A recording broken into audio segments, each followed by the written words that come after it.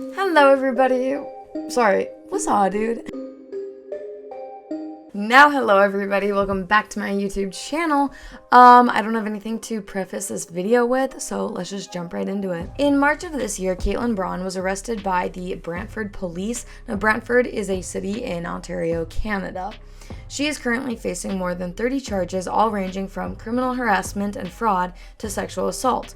According to investigators, she would allegedly seek out the help from registered doulas from across the city for fake pregnancies and stillbirths from June of 2022 to February of 2023. According to Pampers.com, the definition of a doula is a person trained to advise, inform, and offer emotional and physical comfort to a mother before, during, and after the birth of her child. There's currently a group of about 50 doulas in Ontario who believe to be victims. I've been present at multiple births, so I know what labor looks like, sounds like, and feels like, said Amy Silver. She's from London, Ontario, and she's been a doula for 5 years. Nothing seemed to be off about this person, either to me or the other doulas, and we've all talked about it. The doulas that have spoken out about Caitlin said that she would tell them that her pregnancy was from a sexual assault and that she didn't receive any support from friends or her family. All of the women got different versions of how far along Caitlin was in her pregnancy. Many of the women said that they felt compassionate towards her and her situation and were willing to work with her free of charge. Amy Silva said that Caitlin contacted her in mid-February claiming that she needed help delivering a 24-week stillborn. Our business is based off of building trust and relationships with people, so when somebody comes to us and says, I'm experiencing a loss, we don't question that, she said, which makes a lot of sense because you never know someone's situation. Amy said that Caitlin had told her that she was in her 4th year of university and lived in residence, which is like dorms. Caitlin wasn't comfortable giving birth in residence with her roommates being there, so she got an Airbnb for a more private labor, which I think makes sense. Amy said that everything about Caitlin's labor was normal and she saw no red flags. Her contractions were spaced out, which is normal when you're nervous, Silva said. She would cry and say, I'm really scared and I can't do this. And when she felt safe, they'd pick up again so it didn't present as a fake labor. She's very good at acting. In August of 2022, Caitlin reached out to Sienna Hayes, who is a doula in London. Caitlin told Sienna that she was 41 weeks pregnant and needed a doula support for a live birth at her home in Brantford. Sienna said that Caitlin made countless excuses for why she could not go to the hospital and have her baby.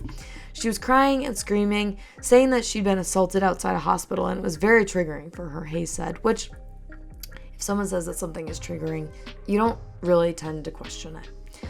I labored in her home for 3 days, after which we went to Cambridge Hospital and her labor mysteriously stalled, and she would pretend to make phone calls to the hospital telling me that doctors told her that she can stay home. This of course made Sienna suspicious, so she called the hospital to do some investigating for herself. She said that hospital officials denied telling a pregnant patient to stay home. Sienna then was able to convince Caitlin to go to the hospital to get examined. While waiting for Caitlin to finish up the exam, Sienna had overheard a doctor telling her that she wasn't pregnant and the only foreign thing in her body was an IUD. Crazy. Sienna said that Caitlin acted very confused and was emotional, claiming that she didn't know what had happened.